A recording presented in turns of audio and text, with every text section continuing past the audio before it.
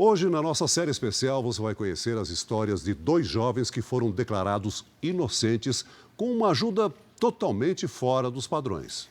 Um estudante perseguido por um guarda municipal só saiu da prisão graças a provas produzidas pela própria mãe. E um auxiliar de pedreiro, que estudou direito no presídio, escreveu uma carta que foi parar, sabe onde, Celso? Na mesa dos ministros do Supremo Tribunal Federal, em Brasília.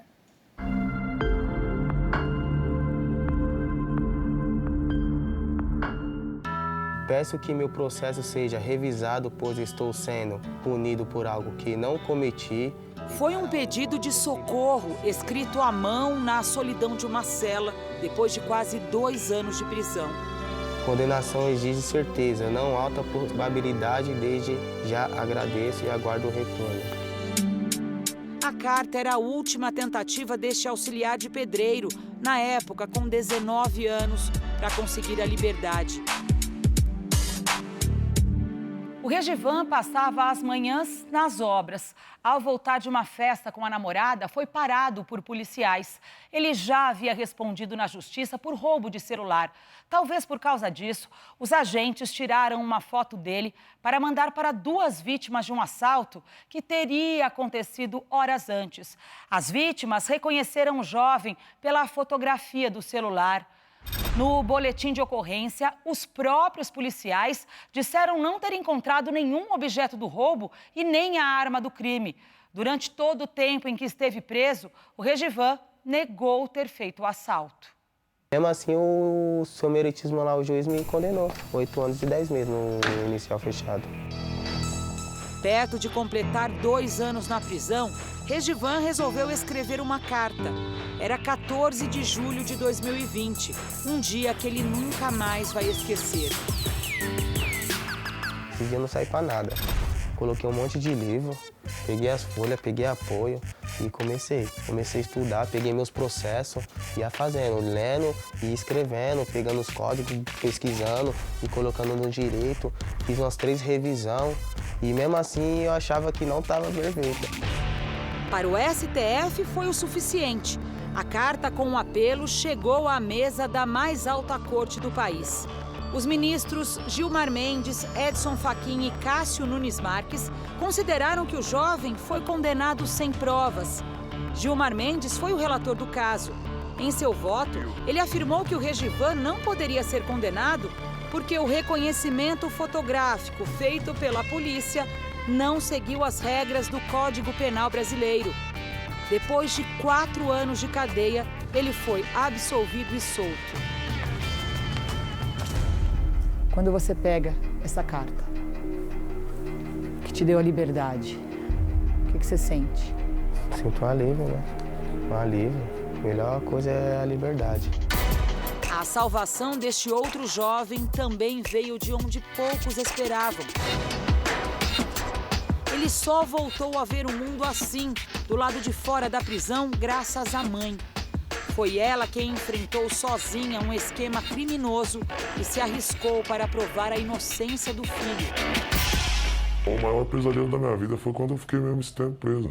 Lá eu passei as piores dores da universidade para a cadeia. O jovem cursava o 2º ano da Faculdade de Tecnologia. Na universidade, um dos colegas era um guarda civil metropolitano valentão da cidade de Ibiúna, interior de São Paulo. Mas os dois já se conheciam antes mesmo da faculdade. Uma birra pessoal que pegou desde novo, desde menor, virou uma perseguição. Virou uma perseguição na minha vida. Quando eu completei meus 18 anos, acabou com a minha vida, me colocou na cadeia. O jovem estava numa barbearia quando o GCM chegou com outros agentes. Eles expulsaram os outros clientes e, sem qualquer explicação, prenderam o universitário. Ele só foi entender o motivo da prisão na delegacia, quando o guarda disse aos policiais que ele havia sido flagrado na rua vendendo drogas. Mesmo sem provas do crime e com várias testemunhas a favor do jovem, ele foi condenado a 5 anos de prisão. Eu penso que tem muita gente aí no Brasil aí que tá injusta aí, igualmente eu, entendeu? que às vezes não é escutado, às vezes não tem uns 5 segundos, 5 minutos de momento para falar. Já é condenado e volta para cadeia. Ele só não imaginava que tinha uma mãe pra lá de precavida. 4 meses antes dele ser preso, ela, com medo da perseguição do GCM, decidiu gravar com o celular escondido uma conversa com o agente. O que era registrado virou uma prova que salvaria o filho. No áudio periciado pelo Instituto de Criminalística, que também aparece transcrito no processo, o guarda disse para ela: qualquer hora vão jogar um pacote no pé do seu filho e vão dizer que é do seu filho. Pacote é um termo usado para descrever droga. O agente ainda falou: a minha mentira pode pesar para ele. Para mim é difícil falar. Para mim é difícil às vezes lembrar de certas coisas. O juiz não me ouviu, o delegado não me ouviu, a promotoria de justiça não me ouviu. O filho já estava há 2 anos e meio na cadeia quando o áudio do guarda foi finalmente ouvido e considerado por um desembargador. Pediu uma nova investigação e o estudante foi absolvido. O meu filho foi absolvido pelo artigo 386, inciso 2º, que se diz inexistência do fato. Aquele fato não existiu, não é por falta de prova que o meu filho não foi absolvido. Foi por inexistência do fato, não existiu aquele fato. Esse caso foi só o começo de uma série de crimes depois descobertos. O guarda e outros 6 agentes que eram famosos na cidade por uma série de ilegalidades foram presos, acusados de formar uma organização criminosa que atuava inclusive no tráfico de drogas. Aí descobrem essa grande milícia. Todo mundo vai pra cadeia. Alguns pegaram, na época, 26 anos, outros 22, outros 18, outros 5. Se eu tivesse que fazer tudo de novo hoje, eu faria. Depois de solto, o sonho de se formar deste inocente ficou bem mais distante. Hoje, ele faz pequenos bicos para sobreviver, evita sair de casa e vive com medo de voltar para a prisão. Eu ganhei minha liberdade, mas continuo preso.